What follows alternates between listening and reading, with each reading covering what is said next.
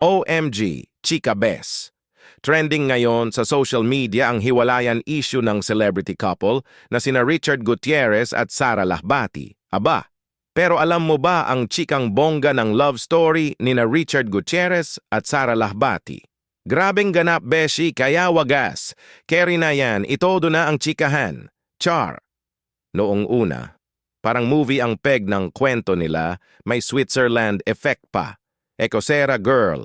Ganyan talaga ang love kahit saan pa yan basta may kilig. Laban lang. Keshe naman. Si Sara. International beauty. Fresh na fresh. Kaya no wonder sinundan agad ni Richard ng kanyang Gutierrez moves. Boom! Landerets. Siyempre bago pa man maging official ang kanilang pagiging magjowang tagumpay, kailangan munang mangyari ang makapiling kang muli moment sa GMA7. Yung totoo girl, si Carla pa ang bida, pero si Sara ang nabida sa puso ni Richard.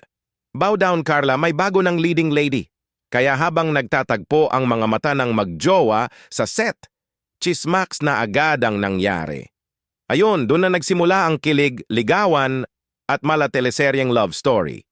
At ang bakasyon sa Switzerland na birthday gift ni Richard, OMG, ang sweet lang, bonggang regalo may pa-Europe effect pa.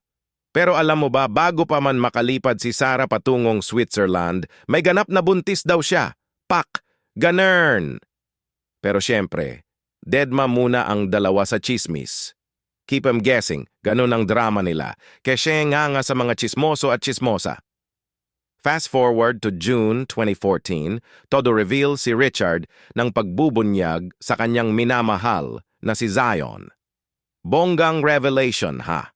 Sabi niya ayaw maging circus, pero ang daming confetti sa istorya nila. Di nila itinago ang pagmamahalan kahit pa paminsan-minsan may pa-mystery effect sila. At ang proposal sa Switzerland, daig pa ang teleserye. 3 years later, second baby on the way.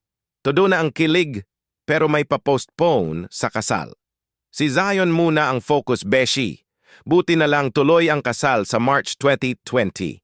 Bongga ng wedding goals, mga mamshi. Ang saya-saya, pero bakit nga ba biglang nagbago ang mood ng lovebirds? Ang daming tanong, parang multiple choice lang. Charot! Pero sa totoo lang, love story nga yan, may twists and turns.